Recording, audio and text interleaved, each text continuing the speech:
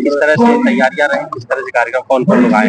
देखिए, कार्यक्रम बहुत अच्छा रहा, आप लोग देख ही रहे होंगे। कार्यक्रम बहुत अच्छा था और हमारे इस शहीद मेले के जो मुख्य अतिथि थे जीडी बख्शी साहब, मेजर जनरल जीडी बख्शी साहब, और साथ ही साथ नायक दीपचंद जी जो कारगिल योद्धा है, और उनके साथ माननीय धर्मेंद्र यादव जी सांसद आजमगढ़ भी थे। और सांस्कृतिक कार्यक्रम अभी बच्चों का हुआ है और भी सांस्कृतिक कार्यक्रम चल रहा है, और अभी भी कुछ कार्यक्रम चलना बाकी है।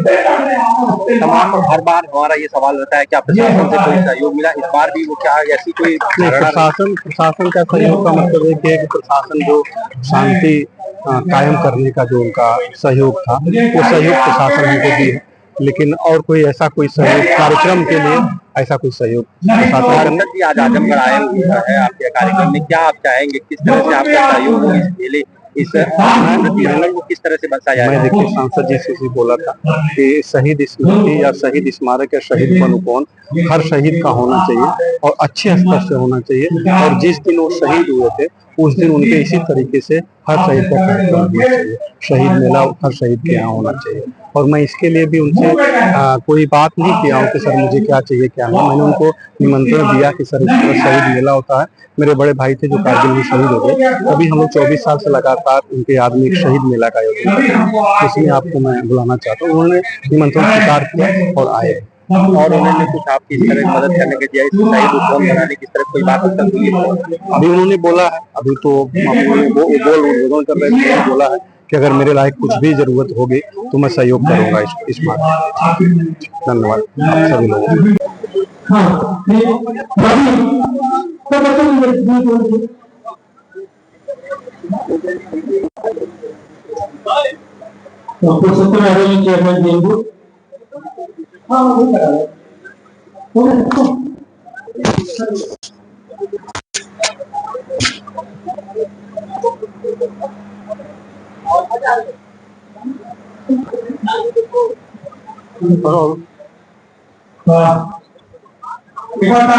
बच्चों के लिए 24 सालों से इस मंच को सजाने का काम करते हैं। ये हमारे संस्था के बच्चे हैं जो बिना किसी सिर्फ अपने जोश हमारे पास अपनी कला है और अपनी कला और बेटा बोले तक नहीं करते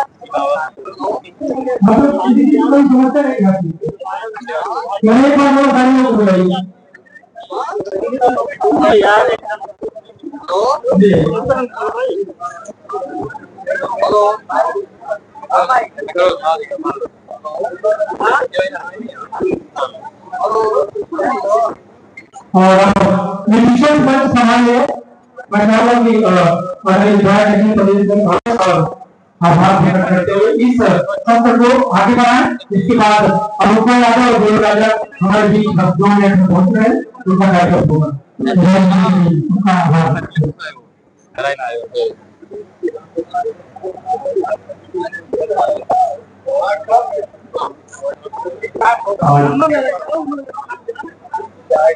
शहीद मेले के मुख्य अतिथि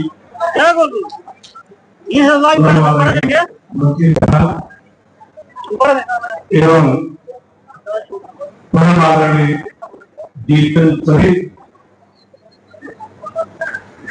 इस लोकसभा के सांसद परम आदरणीय धर्मेंद्र जी,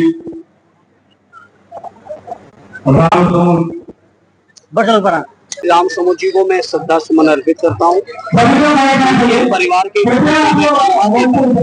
लगातार उनकी शहादत को और उनके सम्मान में लगातार चल रहा है, जिसमें माननीय राष्ट्रीय सभी लोग आ चुके हैं। आज मेजर जनरल बख्शी साहब आए, दीपचंद जी आए। मैं उन सभी का मैं हृदय से स्वागत करता हूँ, धन्यवाद देता हूँ कि आजमगढ़ की क्रांतिकारी और शहीदों की सरजमी पर ऐसे लोग पधारे। इनके आने से न केवल हमारे शहीदों को सच्ची श्रद्धांजलि मिली है, बल्कि हमारे नौजवानों को बहुत सारी देश के लिए जान देने की सरहद हो जाते हैं। दूसरी तरफ देखिए, हम तो बड़ा इस स्कीम के जब से मैंने सुना है, मैं अंदर से आखिर देश की सरकार को क्या हुआ है मैं समझ नहीं पा रहा हूँ। जहाँ नौजवानों को जो सेना में विशेषकर जा रहे हैं, जो लगे हुए हैं, वही जीवन को 4 साल उनका जीवन किस तरफ होगा, अंधकारमय होगा, उनके जीवन और रोजगार की चिंता होगी। इस चिंता के बीच कहीं ना कहीं हमारे सैनिकों का मनोबल गिरेगा। इसे योजना देश के लिए हितकारी नहीं है, नौजवानों के मनोबल के लिए हितकारी नहीं है, उनके जज्बे के लिए हितकारी नहीं है, और इस योजना को सरकार को अविलंब वापस लेना चाहिए। आरडी राष्ट्रीय अध्यक्ष जी ने लगातार कहा है कि जब कभी मौका आएगा हम लोग इस योजना को खत्म करके पुरानी जो सेना की भर्ती थी उसको लागू करेंगे। जैसे लगातार अग्निवीर मुद्दे को लेकर तो मुखर रहा है कि अगर हमारी सरकार बनी तो इन चीजों को हटा लिया जाएगा, लेकिन विपक्ष की सरकार नहीं बनी, उसके बावजूद भी आप लोग अग्निवीर का लगातार विरोध कर रहे हैं। तो ऐसे में लग रहा है कि सरकार देखिए जनता ने ये सरकार हिला तो दी है, कभी भी सरकार चली जाएगी और जब जाएगी तो अग्निवीर योजना खत्म होगी। सर, एक रिपोर्ट और भी आ रही है, अमेरिका एजेंसी के माध्यम से तख्ता पलट करने की बात कर रहा है। नहीं, उसके बारे में मैं कुछ नहीं कह पाऊंगा, लेकिन मैं इतना कह सकता हूँ अग्निवीर की योजना नौजवानों के हित में नहीं है, फौज के हित में नहीं है, इसको खत्म होना चाहिए और समाजवादी और विपक्ष को जब कभी मौका आएगा खत्म होगा। शहीद हुए जहाँ पे शहीद मार्ग जो है बहुत ही क्षतिग्रस्त।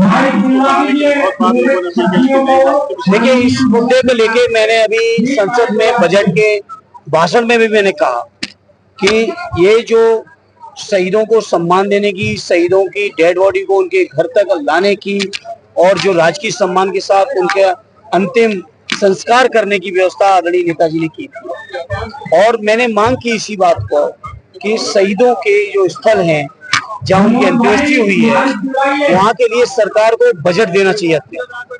भारत सरकार कहती है कि हम 5वीं अर्थव्यवस्था है, बजट की कोई कमी नहीं है, तो आखिर शहीदों के लिए बजट में कटौती क्यों हो रही है?